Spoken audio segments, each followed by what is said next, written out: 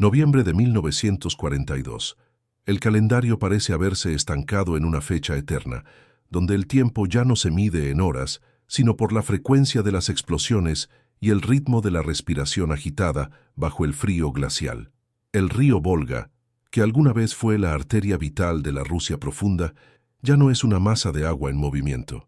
Ahora es una cicatriz purulenta, una corriente atascada por macizos bloques de hielo y los cuerpos rígidos de aquellos que intentaron cruzarlo.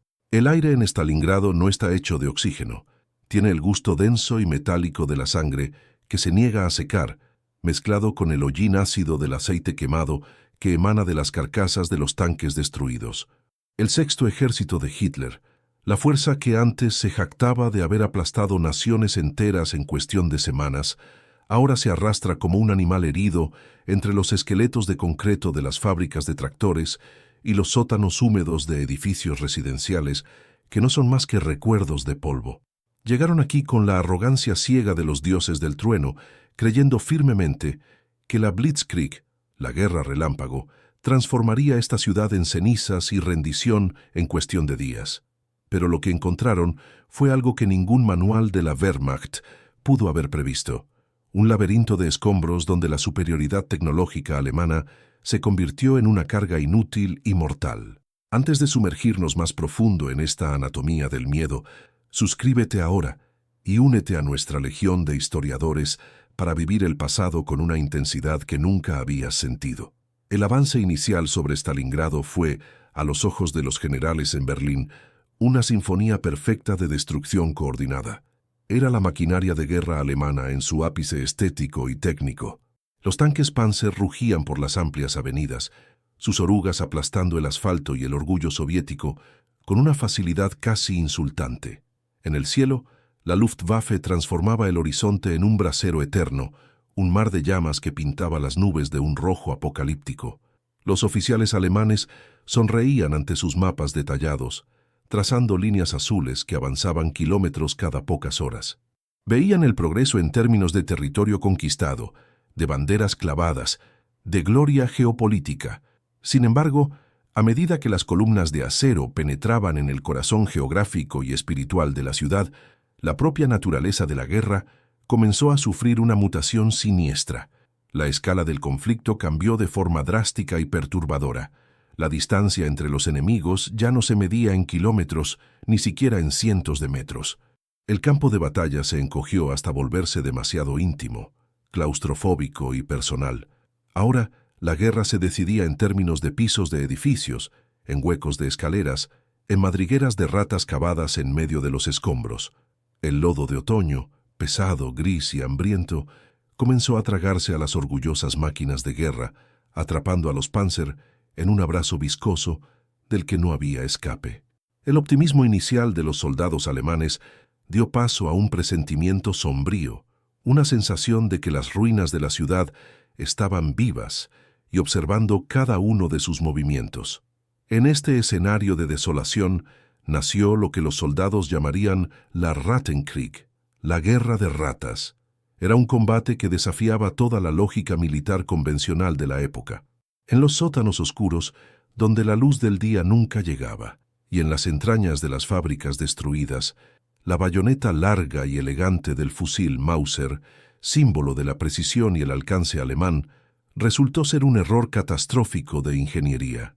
En espacios confinados, donde el techo se venía abajo y las paredes eran vigas de acero retorcidas, la bayoneta era torpe, demasiado larga, enganchándose en uniformes, en cables eléctricos expuestos y en el propio miedo del soldado que la empuñaba. Fue en ese vacío de eficiencia donde el soldado soviético alzó su herramienta más humilde, pero más letal, la pala de trinchera MPL-50. Corta, perfectamente equilibrada y afilada como una navaja de barbero en sus tres bordes de acero templado, ya no era solo un instrumento para cavar hoyos. El sonido ensordecedor de las explosiones externas ahora era puntuado por el impacto seco, visceral y hueco del acero contra el hueso humano.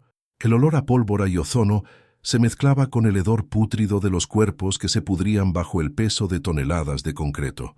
La pala se convirtió en una extensión orgánica del brazo del defensor soviético, un arma silenciosa que no fallaba bajo el frío extremo, que no se trababa por la arena y que por encima de todo no necesitaba munición. Imagínate en el lugar de un joven granadero alemán, enviado a limpiar un bloque de apartamentos destruido. Estás armado con el mejor equipo que la industria alemana puede ofrecer, pero el entorno a tu alrededor es una pesadilla de sombras. Cada paso sobre los cristales rotos suena como un disparo. Doblas una esquina en un pasillo estrecho y de repente no hay espacio para apuntar tu fusil. No hay tiempo para disparar. La bayoneta se engancha en el marco de una puerta. Y entonces, de la oscuridad absoluta, surge una silueta. No hay el brillo de un disparo, solo el reflejo mate de una pequeña lámina cuadrada de acero. Antes de que puedas procesar el miedo, el borde afilado de la pala MPL-50 encuentra tu cuello con la precisión de un hacha de ejecución. Es un combate de una brutalidad primitiva, donde la civilización se ha disuelto y solo queda el instinto de supervivencia más básico. El soldado ruso, a menudo un obrero que ayudó a construir las mismas fábricas que ahora defiende, sabe que esa pala es su única amiga fiel. Aprendió a afilarla obsesivamente, transformando una herramienta de trabajo en un instrumento de muerte silenciosa y absoluta.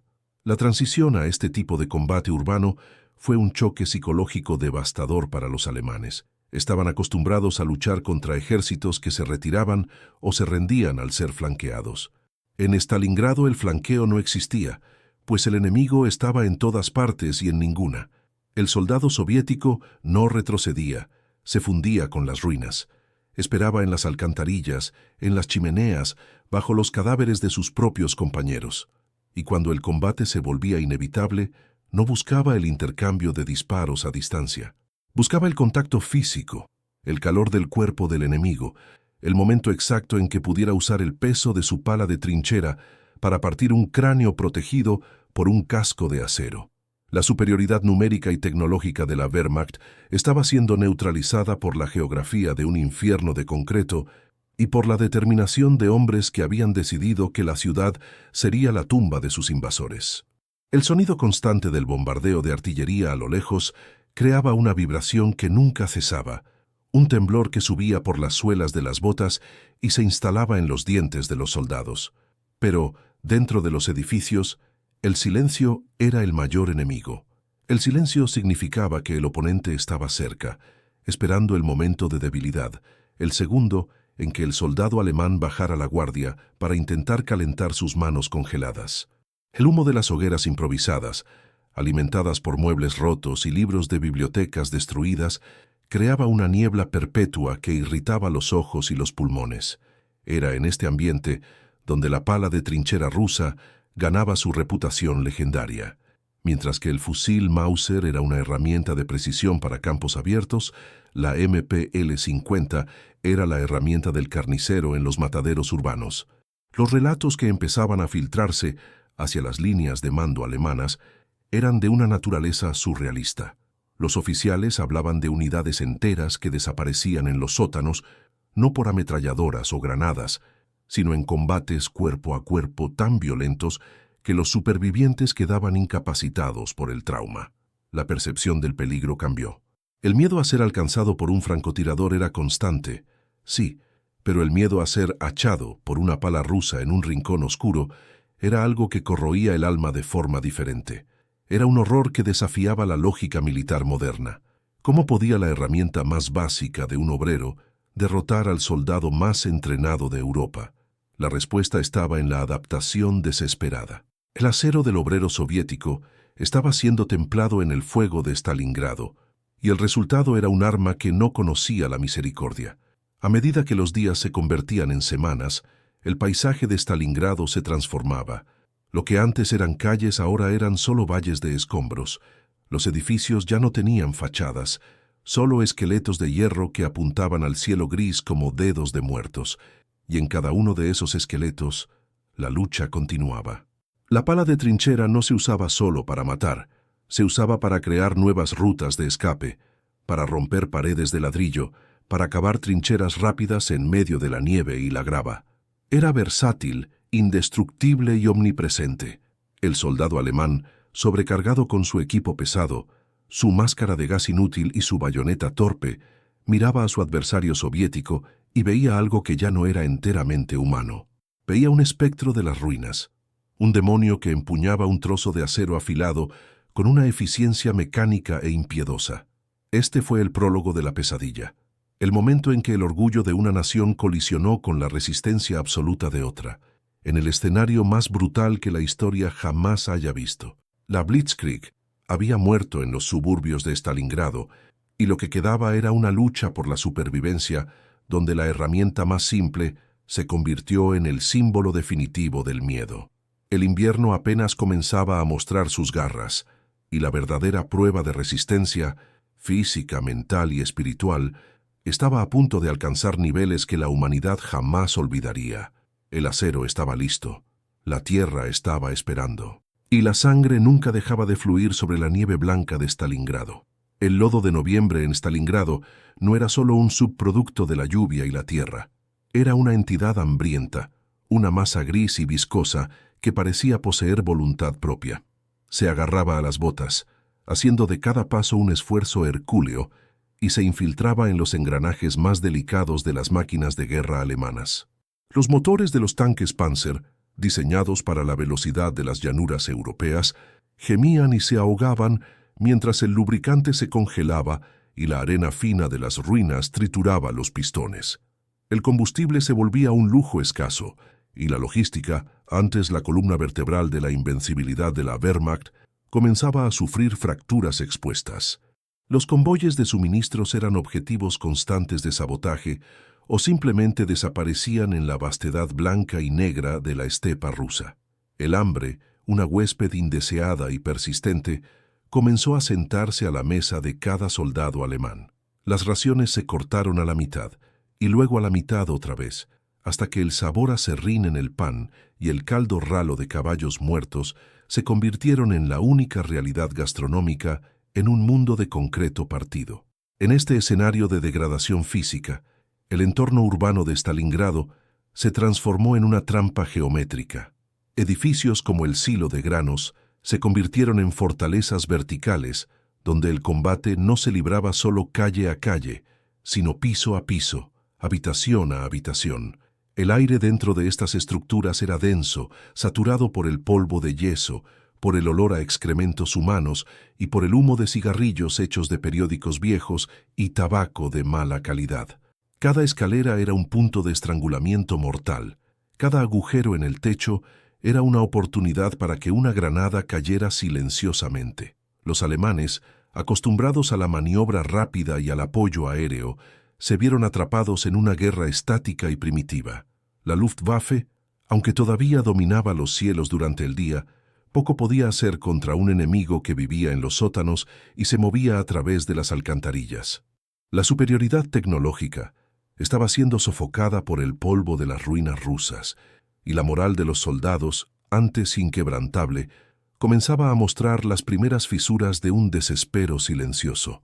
Dentro de la mente de un soldado alemán, el paisaje de Stalingrado había dejado de ser un objetivo militar para convertirse en un laberinto psicológico. En las cartas enviadas a casa, que muchas veces nunca llegarían a su destino, el tono de triunfo había sido reemplazado por una melancolía fúnebre. «Madre, aquí las piedras tienen ojos», escribió un joven sargento de una unidad de infantería. Ya no temía las grandes ofensivas, temía el silencio. Temía el momento en que necesitaría entrar en una habitación oscura para despejarla, y encontraría no a un soldado regular con uniforme e insignias, sino a un obrero soviético con el rostro cubierto de hollín, empuñando esa pala corta y afilada. El miedo a la pala MPL-50 se había convertido en una psicosis colectiva. No era solo el miedo a la muerte, sino el miedo a la desfiguración, a la brutalidad mecánica de un golpe que no ofrecía la dignidad de una bala. El soldado alemán se sentía un extraño en una tierra que lo rechazaba en cada átomo, un intruso en un cementerio que aún no estaba listo para enterrar a sus propios muertos, pero que ansiaba a los invasores. Al otro lado de las barricadas, el soldado soviético vivía una experiencia de purificación a través del odio. Para el defensor de Stalingrado, la ciudad no era solo un montón de escombros, Era el último reducto de su existencia. Cada centímetro de suelo perdido era una traición a su familia, a su pasado y a su futuro. La fatiga era absoluta, pero se sostenía por una rabia fría y calculada. No dormían, simplemente se desmayaban de agotamiento por unos minutos en rincones oscuros, abrazados a sus fusiles Mosin Nagant y a sus palas de trinchera. El contacto del acero frío de la pala contra la palma de la mano era un consuelo primitivo. Era un arma que no dependía de una línea de suministros de kilómetros de largo. Era un arma de resistencia total. El soldado ruso ya no veía al alemán como el superhombre de la propaganda de Goebbels, sino como un espectro pálido y hambriento que sangraba y moría con la misma facilidad que cualquier otro hombre. La ciudad había nivelado todos los mitos. El impacto psicológico del combate cuerpo a cuerpo en Stalingrado no tenía precedentes. Hombres que habían sobrevivido a batallas épicas en Francia o Polonia ahora lloraban silenciosamente en los rincones de las trincheras, víctimas de lo que los médicos llamarían más tarde neurosis de guerra, pero que allí era conocido simplemente como el corazón de Stalingrado. Los temblores en las manos, la mirada vacía que atravesaba las paredes, la incapacidad de distinguir el sonido de una explosión del sonido de una puerta cerrándose. La guerra se había vuelto demasiado íntima. El olor del enemigo, el sonido de su respiración a pocos metros de distancia, la visión de sus ojos en el momento en que la hoja de la pala de trinchera descendía. Todo eso creaba una cicatriz en el alma que ningún tratado de paz podría curar. La humanidad estaba siendo triturada en los engranajes de una ideología que exigía la victoria a cualquier precio, mientras el precio se pagaba en cordura y sangre. Entonces, a mediados de noviembre, algo cambió en el aire. No fue solo la caída drástica de la temperatura, que ahora se desplomaba a niveles que congelaban el aceite de las ametralladoras y volvían la piel quebradiza como el papel. Fue un sonido que no venía del centro de la ciudad, sino de las estepas distantes, más allá de los flancos protegidos por tropas rumanas e italianas, menos equipadas y menos motivadas que las divisiones alemanas. Era un rugido bajo, constante, como el de un océano de acero acercándose. Los oficiales alemanes al mando del Sexto Ejército recibieron los primeros informes con escepticismo. ¿Cómo podían los soviéticos, supuestamente agotados y al borde del colapso, reunir una fuerza de reserva capaz de una contraofensiva a gran escala? Creían que el Ejército Rojo se estaba desangrando en las ruinas de la ciudad, sin darse cuenta de que Stalingrado era solo el cebo de una trampa monumental. La Operación Urano no fue solo un movimiento militar, fue una obra maestra del engaño y la determinación rusa. Mientras el Sexto Ejército se consumía en combates callejeros sin sentido, el general Zhukov y el alto mando soviético movían silenciosamente a cientos de mil hombres, miles de tanques T-34 y piezas de artillería a través de los puentes de hielo del Volga. El secreto se mantuvo con una disciplina de hierro. Las unidades alemanas en el centro de Stalingrado seguían enfocadas en cada sótano, en cada fábrica, ignorando que los brazos de una tenaza gigantesca se cerraban a su alrededor. El sentimiento de cazadores que los alemanes aún intentaban mantener se transformó en una sola mañana de niebla espesa en el terror absoluto de ser la presa. El ataque soviético en los flancos fue devastador. Las divisiones aliadas del eje, desprovistas de armas antitanque pesadas y sufriendo por el frío extremo, fueron aplastadas en cuestión de horas bajo el peso de las orugas de los T-34. El pánico se extendió como fuego en paja seca. Mensajes desesperados por radio comenzaron a inundar el cuartel general de Paulus, comandante del Sexto Ejército. ¿Dónde está el apoyo aéreo? ¿Dónde están los refuerzos? La respuesta era el silencio, u órdenes contradictorias viniendo de Berlín. Hitler, desde la comodidad de su refugio en los Alpes, ordenó que nadie retrocediera. Declaró a Stalingrado una fortaleza, ignorando el hecho de que una fortaleza sin suministros es solo una prisión con paredes de escombros. El Sexto Ejército, la élite de la maquinaria de guerra alemana, estaba siendo rodeado por un enemigo al que habían subestimado sistemáticamente. El giro de la fortuna fue tan súbito como brutal. Los soldados alemanes, que hasta ayer luchaban por conquistar la siguiente manzana, Ahora se daban cuenta de que el camino detrás de ellos había sido cortado. El Kessel, el caldero, estaba siendo sellado. El sentimiento de aislamiento era sofocante. El Volga, que intentaron cruzar con tanta sangre, ahora era una barrera infranqueable a sus espaldas, y al frente el horizonte estaba repleto de tanques rusos pintados de blanco, camuflados por la nieve, avanzando impiedosamente. El miedo a la pala de trinchera, que antes era una preocupación táctica en combates de sótano, ahora se veía amplificado por el miedo a la aniquilación total. El soldado soviético ya no estaba solo escondido en las sombras, estaba en todas partes, viniendo de todas las direcciones, impulsado por una fuerza que los alemanes ya no podían comprender. En ese momento, la naturaleza de la batalla de Stalingrado cambió para siempre. Dejó de ser una ofensiva de conquista para convertirse en una lucha desesperada por la supervivencia en una escala apocalíptica. El acero del obrero soviético, representado por la humilde pala MPL-50, ya no era solo un arma de combate corto. Se había convertido en el símbolo de una nación entera que se negaba a morir y que ahora se levantaba de las cenizas para aplastar a sus opresores. El frío, el hambre y el acero estaban a punto de converger en un clímax de horror que redefiniría el curso de la Segunda Guerra Mundial. El destino de más de 250.000 hombres del Eje estaba sellado en el hielo de la estepa rusa, y la pesadilla que habían traído a Stalingrado ahora golpeaba su propia puerta, con una hoja de acero afilada y un deseo incontrolable de venganza.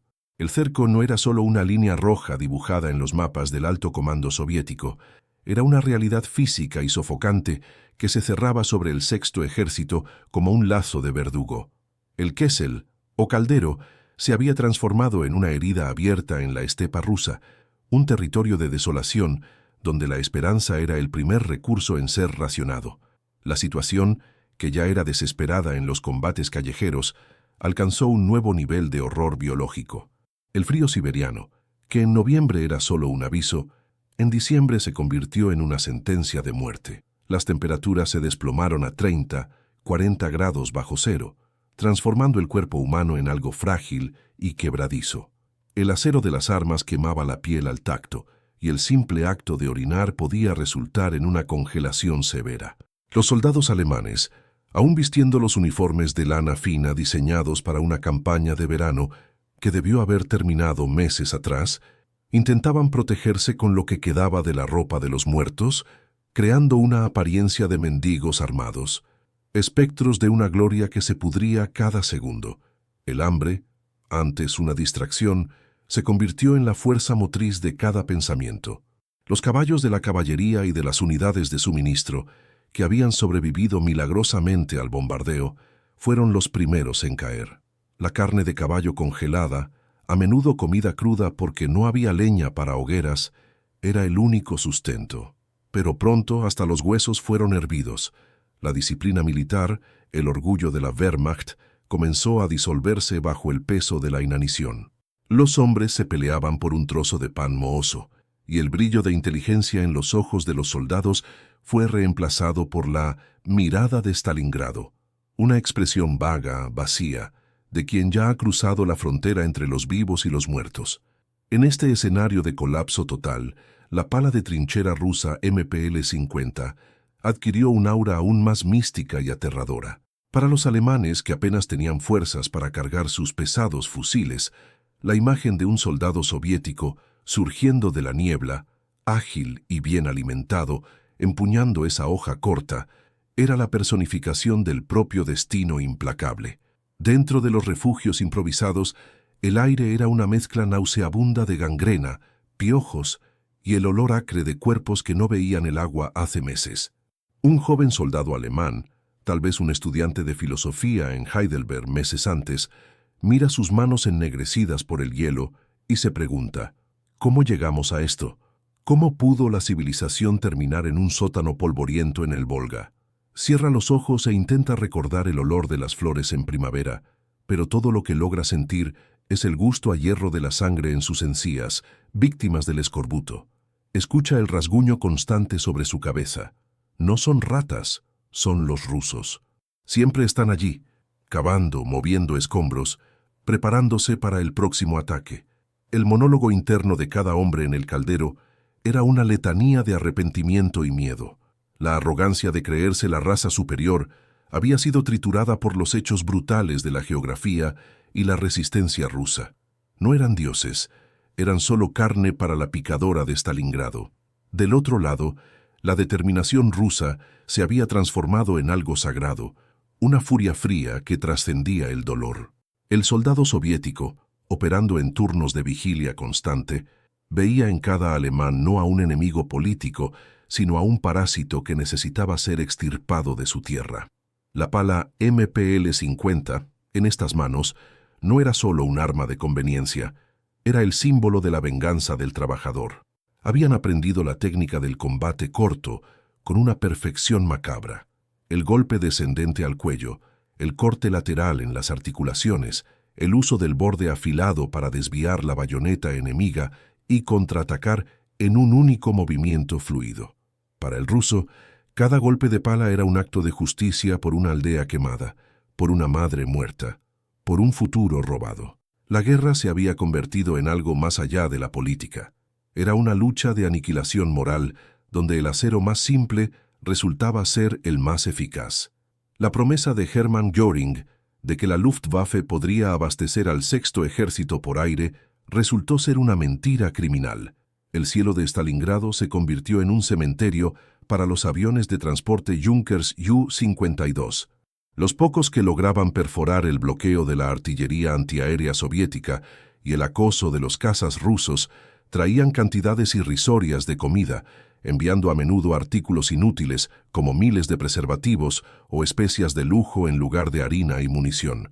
El sonido de los motores de los aviones alemanes, que antes traía esperanza, ahora era un recordatorio de su soledad absoluta. Cuando las sombras de las aeronaves cruzaban la nieve, los soldados en el suelo ni siquiera miraban hacia arriba. Sabían que la ayuda no vendría.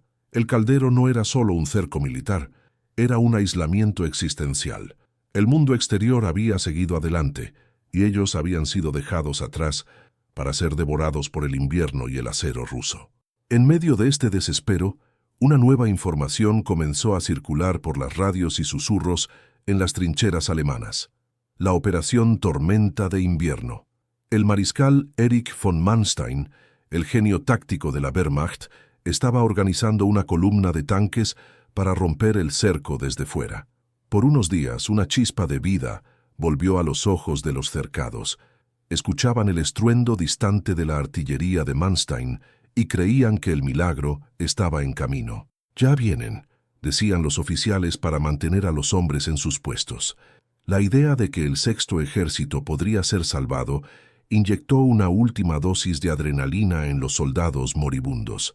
Prepararon sus armas, limpiaron lo que quedaba de sus palas de trinchera y esperaron la señal para la huida, para el encuentro con los libertadores que venían del oeste. Sin embargo, la realidad era mucho más sombría. Manstein avanzaba con dificultad contra una resistencia soviética feroz que no cedía ni un palmo de terreno sin cobrar un precio de sangre. Los tanques alemanes, a pesar de su tecnología superior, eran lentos en el hielo y vulnerables a emboscadas constantes. Mientras tanto, dentro de Stalingrado el general Friedrich Paulus, prisionero de su propia indecisión y de su lealtad ciega a las órdenes absurdas de Hitler, se negaba a autorizar el intento de fuga mientras los dos ejércitos aún podían encontrarse. La ventana de oportunidad se estaba cerrando, el hielo del Volga se estaba volviendo más espeso y las divisiones soviéticas que rodeaban el caldero estaban siendo reforzadas cada hora. El momento del cambio estaba llegando, pero no de la manera que los alemanes esperaban. El evento que lo cambió todo no fue el éxito de Manstein, sino su fracaso definitivo, cuando la columna de socorro fue forzada a detenerse y finalmente a retirarse debido a la presión insoportable de los contraataques soviéticos y la falta de combustible.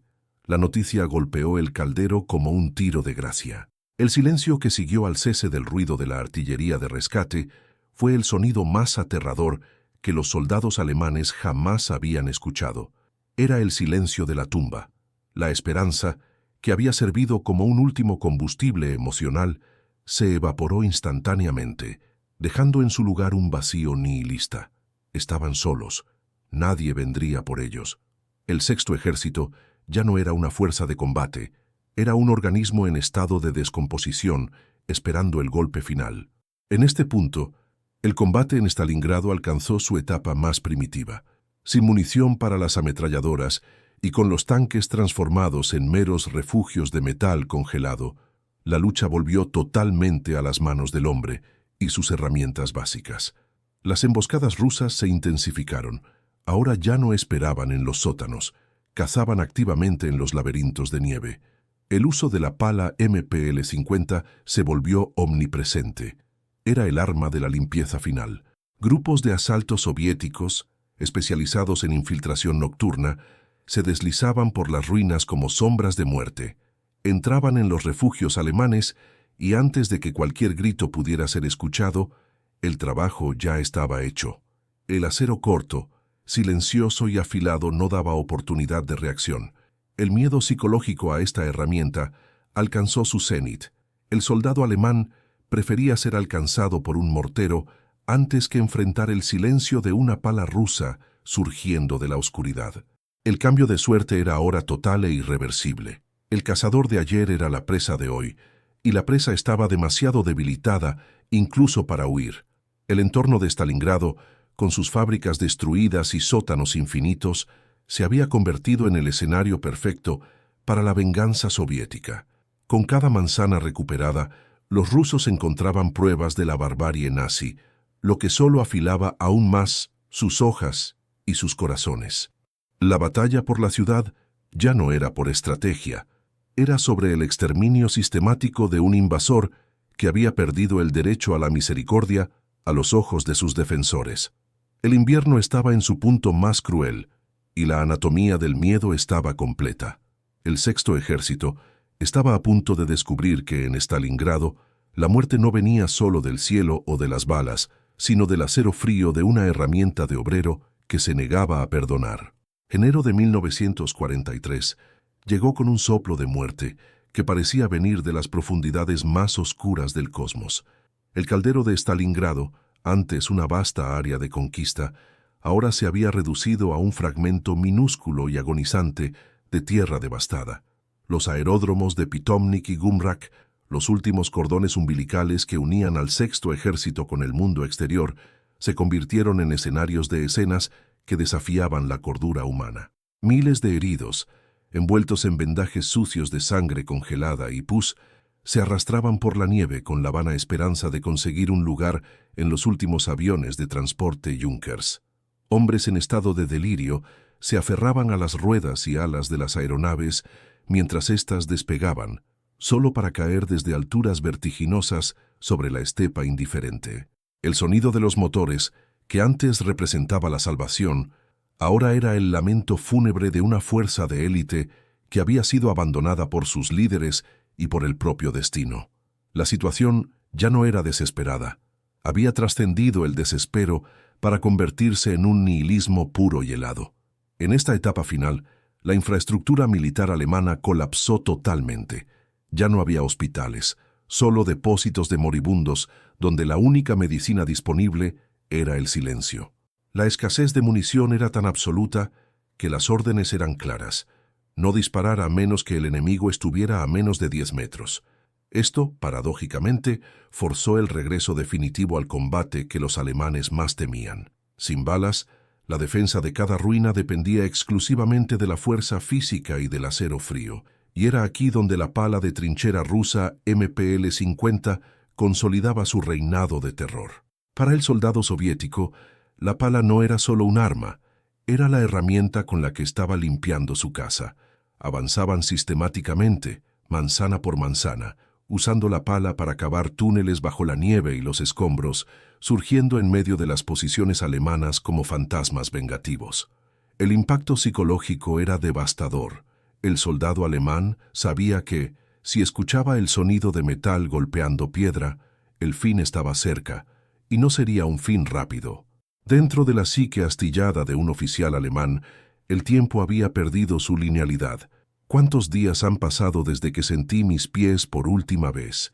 Podría preguntarse mientras observaba la piel de sus dedos oscurecerse y caer, víctima de la gangrena seca. En sus monólogos internos, la figura de Hitler ya no era la de un salvador, sino la de un verdugo distante. La traición se sentía en cada respiración corta y dolorosa. Les habían ordenado luchar hasta el último hombre, pero ¿para qué? ¿Para una tumba sin nombre en una ciudad de la que ni siquiera sabían pronunciar el nombre correctamente hace meses? El sentimiento de inutilidad era más corrosivo que el propio frío. Muchos elegían el cañón de su propia Luger como salida, pero para la mayoría solo quedaba esperar. Esperar al ruso, esperar a la pala, esperar el fin de aquella pesadilla que se negaba a terminar incluso cuando los ojos se cerraban. El soldado soviético, por otro lado, sentía el olor de la victoria mezclado con el hedor a derrota y decadencia del enemigo. Para él, cada alemán capturado o muerto era un paso más cerca de Berlín, un paso más cerca de terminar con el sufrimiento de su propia gente. La pala de trinchera, ahora con el mango gastado por el uso constante y la hoja afilada con piedras de esmeril improvisadas, era tratada con un respeto casi religioso. Veían la eficacia de la herramienta en los ojos aterrorizados de los prisioneros. El mito de la invencibilidad teutónica había sido enterrado bajo los golpes de esta pequeña pieza de acero. El combate en Stalingrado se había convertido en una ceremonia de despojo. Todas las medallas, uniformes elegantes y tácticas sofisticadas habían sido removidos, revelando la verdad desnuda de la guerra, un hombre contra otro, y quien poseía la herramienta más brutal y la voluntad más férrea de sobrevivir. La Operación Anillo-Colso, la ofensiva final soviética para liquidar el Caldeurón, comenzó el 10 de enero con una barrera de artillería tan intensa que la tierra parecía haberse transformado en un océano en furia. Miles de cañones y lanzadores de cohetes Katyusha, los famosos órganos de Stalin, transformaron lo que quedaba de las defensas alemanas en un mar de fuego y metralla. El sonido era ensordecedor, un rugido continuo que desorientaba los sentidos y destruía lo que quedaba de la moral alemana. Cuando el bombardeo cesó, siguió un ataque coordinado de infantería y tanques que ya no buscaba cercar, sino dividir y aniquilar. El sexto ejército fue partido a la mitad, creando dos pequeñas bolsas de resistencia, una al norte, centrada en las fábricas, y otra al sur, en el corazón administrativo de la ciudad. La división del Caldeurón fue el golpe de gracia táctico. Las comunicaciones entre las unidades alemanas cesaron casi por completo. Los generales no sabían dónde estaban sus regimientos, y los soldados no sabían quién seguía vivo. En el sector sur, el general Friedrich Paulus estableció su cuartel general en los sótanos inmundos de la tienda, por departamentos Univermag. Allí, rodeado de oficiales agotados y pilas de documentos inútiles, esperaba lo inevitable. Paulus, un hombre de Estado Mayor meticuloso y poco afín a la brutalidad de las trincheras, parecía una sombra de sí mismo.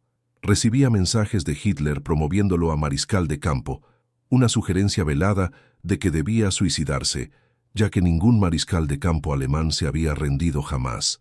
Pero la realidad del sótano de la Univermag era inmune a las fantasías de Berlín. El acero ruso estaba llamando a la puerta. Mientras tanto, en las ruinas de la fábrica de tractores al norte, la resistencia era aún más fanática y desesperada. Allí, donde el combate cuerpo a cuerpo con la pala de trinchera había alcanzado su ápice, los alemanes restantes luchaban con la furia de los condenados. Sabían que no habría misericordia para aquellos que habían transformado esa ciudad en un matadero. Los soviéticos, por su parte, no tenían prisa. Usaban lanzallamas para limpiar los sótanos y las palas para terminar el trabajo en los túneles estrechos donde el fuego no llegaba. El olor a carne quemada se mezclaba con el aire congelado, creando una atmósfera de infierno dantesco. Ya no había líneas de frente, solo focos de carnicería aislados donde la civilización había sido completamente olvidada en favor del instinto más bajo de matar para no morir. El cambio definitivo en la marea vino cuando los soviéticos capturaron los últimos depósitos de raciones y munición. Lo que quedaba del sexto ejército estaba literalmente muriendo de pie. Los hombres caían muertos de agotamiento durante la marcha y sus compañeros ni siquiera miraban atrás. La visión de miles de soldados alemanes, antes los conquistadores de Europa, ahora reducidos a harapos humanos tambaleándose por la nieve, era un testimonio mudo de la arrogancia militar. El mito del espacio vital de Hitler se había reducido a unos pocos metros cuadrados de escombros y hielo. El momento de la rendición final ya no era una cuestión de sí, sino de cuándo. Y ese cuándo estaba siendo dictado por el ritmo implacable del avance soviético, que ahora ya no encontraba resistencia organizada, solo individuos aislados en un estado de choque profundo. Al final de enero, la ironía del destino estaba completa. El Sexto Ejército, que debía haber capturado el Cáucaso y sus campos petroleros, ahora estaba hirviendo nieve para intentar hidratar cuerpos que ya no tenían grasa ni músculo. La pala rusa, que al inicio de la batalla era vista como una curiosidad primitiva, ahora era respetada como el arma suprema del combate urbano. Representaba la victoria de la adaptación sobre la rigidez, del obrero sobre el aristócrata militar, de la realidad sobre la propaganda. El clímax de Stalingrado estaba alcanzando su punto más dramático, y el mundo entero asistía, en silencio, al colapso monumental de una de las máquinas de guerra más temidas de la historia. Las ruinas de la ciudad, cubiertas por una espesa capa de nieve y cenizas, se preparaban para el acto final de una tragedia que cambiaría el curso de la humanidad para siempre. La anatomía del miedo estaba ahora expuesta en carne viva. El miedo ya no era una emoción, sino una condición física constante. El miedo al frío, el miedo al hambre, el miedo al acero, pero para los alemanes el mayor miedo era el futuro. ¿Qué pasaría cuando se disparara el último tiro? ¿Qué los esperaba en las estepas infinitas de Siberia? La respuesta estaba en los ojos de los soldados rusos que encontraban en los escombros. No había perdón, solo el peso frío y pesado de la justicia histórica. El acero del obrero soviético había hecho su trabajo. Había cavado la tumba de un ejército y afilado el destino de un imperio. El silencio estaba a punto de caer sobre Stalingrado, pero sería un silencio cargado con el peso de millones de vidas perdidas y la promesa de una venganza que apenas comenzaba a ganar fuerza. El silencio que cayó sobre el centro de Stalingrado en la mañana del 31 de enero de 1943 era más ensordecedor que cualquier barrera de artillería que el Sexto Ejército hubiera enfrentado jamás. Era un silencio pesado, cargado con el peso de cientos de miles de vidas interrumpidas y el fin de una era de arrogancia militar. En el sótano inmundo de la tienda por departamentos Univermag, el recién ascendido mariscal de campo Friedrich Paulus observaba el techo bajo, escuchando el sonido de botas pesadas acercándose. No eran las botas lustrosas de sus propios oficiales, sino el paso firme y rítmico de los soldados soviéticos. Cuando los primeros soldados del Ejército Rojo entraron en el recinto, no encontraron a un semidios de la guerra, sino a un hombre agotado, con el rostro hundido y los ojos perdidos en un vacío que ningún ascenso o medalla podría llenar. La rendición de Paulus no fue un acto de heroísmo, sino el reconocimiento final de que la realidad física del acero, del hielo y del hambre había derrotado la voluntad abstracta de un dictador en Berlín. Mientras el sector sur se callaba, al norte, en las ruinas de la fábrica de tractores, el combate aún rugía por 2 días más con una ferocidad que desafiaba la lógica. Allí, donde el acero soviético era forjado y donde la pala de trinchera MPL-50 se había convertido en la reina del campo de batalla. Los últimos remanentes de las divisiones alemanas luchaban entre las carcasas de máquinas y pilas de escombros. Ya no había órdenes, solo el instinto de supervivencia transformado en locura. El combate final en estas fábricas fue el ápice de la Rattenkrieg, la guerra de ratas. En túneles oscuros y huecos de máquinas, la pala rusa continuaba su trabajo silencioso y macabro. Fue solo el 2 de febrero, cuando los últimos tiros resonaron por las naves industriales destruidas. Cuando el humo finalmente bajó, la bandera roja ondeaba sobre un desierto de concreto y cadáveres. La batalla de Stalingrado había terminado, y lo que quedaba de la otrora invencible maquinaria de guerra alemana era un rastro de espectros hambrientos saliendo de sus madrigueras. La visión de la rendición fue una de las imágenes más poderosas y terribles del siglo XX.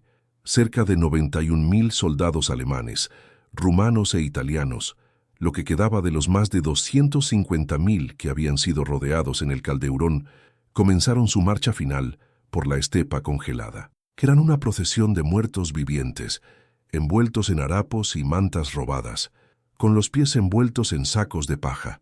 Entre ellos, muchos aún cargaban, por hábito o desespero, sus bayonetas Mauser inútiles, mientras los guardias soviéticos que los escoltaban mantenían sus palas de trinchera sujetas al cinturón, la herramienta que había cavado la tumba de sus ambiciones. El destino de esos hombres sería la muerte blanca en los campos de prisioneros de Siberia. De los 91.000 que marcharon fuera de las ruinas de Stalingrado, solo unos 6.000 volverían a casa, años después de que la guerra ya se hubiera convertido en un amargo recuerdo. El costo de la arrogancia había sido pagado íntegramente en vidas humanas. El legado de Stalingrado y el misterio de la eficacia de la pala de trinchera permanecen como un testimonio de la resiliencia brutal del espíritu humano bajo presión extrema. La MPL-50 se convirtió en algo más que una simple herramienta de ingeniería. Se transformó en un símbolo de una nación que, al ser empujada contra la pared, transformó cada objeto cotidiano en un instrumento de resistencia. La bayoneta alemana, elegante y precisa, representaba la guerra de conquista y el ideal de superioridad técnica. La pala de trinchera rusa representaba la guerra de supervivencia y la fuerza bruta de la necesidad. En Stalingrado, el hombre y el acero se fundieron de tal forma que la distinción entre la herramienta del trabajador y el arma del soldado desapareció. Las cicatrices en las ruinas de la ciudad fueron eventualmente cubiertas por nuevos edificios, pero las cicatrices en el alma de quien sobrevivió al horror del combate corto nunca desaparecieron totalmente. Las lecciones aprendidas en los escombros de Stalingrado cambiaron las tácticas de combate urbano para siempre. Generales de todo el mundo estudiaron cómo la superioridad tecnológica puede ser neutralizada en ambientes confinados y cómo el factor psicológico de un arma simple, pero brutal, puede desintegrar la moral de un ejército profesional. El miedo a la pala rusa se convirtió en una nota al pie sombría en la historia militar, un recordatorio de que, al final de cuentas, la guerra siempre vuelve a su estado más primitivo, un enfrentamiento directo donde la voluntad de vivir supera cualquier manual de instrucción. Stalingrado demostró que ninguna ciudad puede ser conquistada si sus defensores están dispuestos a transformarla en un cementerio para ambos lados, usando cada piedra y cada trozo de metal como una extensión de su furia. Hoy, cuando el viento sopla frío sobre el Volga y la nieve cubre las colinas de Mamayev-Kurgan, es posible imaginar el eco de los golpes de acero contra el hueso en los sótanos oscuros. La sangre que manchó la nieve hace 8 décadas fue absorbida por la tierra rusa, pero la historia permanece viva. Stalingrado no fue solo una batalla, fue el momento en que el mundo contuvo el aliento y vio el mito de la invencibilidad ser partido a la mitad por una herramienta de jardinería. La ciudad, hoy reconstruida y vibrante, lleva en sus cimientos los secretos de la Rattenkrieg y la memoria de los hombres que lucharon por cada piso, cada habitación y cada aliento. El acero del obrero soviético venció a la bayoneta del invasor, no solo por estar más afilado, sino por ser empuñado por aquellos que no tenían nada que perder, excepto sus propias cadenas. Esta anatomía del miedo nos enseña que el verdadero poder en la guerra no reside necesariamente en la complejidad de las máquinas, sino en la adaptación desesperada y en el coraje bruto. La pala MPL-50 permanece en los manuales de entrenamiento y en los museos como un ícono de la simplicidad letal. Es el recordatorio de que la guerra es, en su esencia, un emprendimiento humano terriblemente personal. Donde el fuego falla y la pólvora se acaba, solo queda el brazo del hombre y el acero que carga. Stalingrado fue el escenario donde esa verdad fue escrita con sangre e hielo, cambiando para siempre el destino de la humanidad y enterrando en los escombros la promesa de un imperio de 1000 años que no duró ni un solo invierno ante la resistencia de un pueblo armado con herramientas y odio. El silencio que hoy reina en los memoriales de Stalingrado es un tributo a aquellos que fueron triturados en esos engranajes de odio. Cada pala recuperada del suelo arcilloso del Volga, cada casco perforado y cada bayoneta retorcida cuentan una historia de horror y resiliencia que nunca debe olvidarse. La historia no se hace solo de grandes mapas y generales en salas con calefacción. Se hace por el peso de una herramienta en las manos de quien defiende su hogar en la oscuridad de un sótano. Stalingrado permanece como el símbolo definitivo de que la arrogancia militar siempre encontrará su límite en el acero templado por el desespero. Que las lecciones de esas ruinas sirvan de recordatorio constante contra la locura de la guerra y la ilusión de la superioridad. Dale me gusta, comparte y suscríbete para más historias épicas, donde exploramos las profundezas del alma humana en sus momentos más sombríos y gloriosos. La batalla de Stalingrado y el misterio de la pala de trinchera rusa son solo un capítulo de nuestra jornada por el pasado. ¿Qué batalla o arma legendaria quieres que analicemos a continuación? Deja tu comentario abajo y únete a nuestra legión de historiadores para seguir desentrañando los secretos que el tiempo intenta borrar. El pasado está vivo, y cada detalle, por más simple que sea como una pala de acero, tiene una historia monumental que contar. Hasta la próxima jornada por las páginas sangrientas y heroicas de nuestra historia.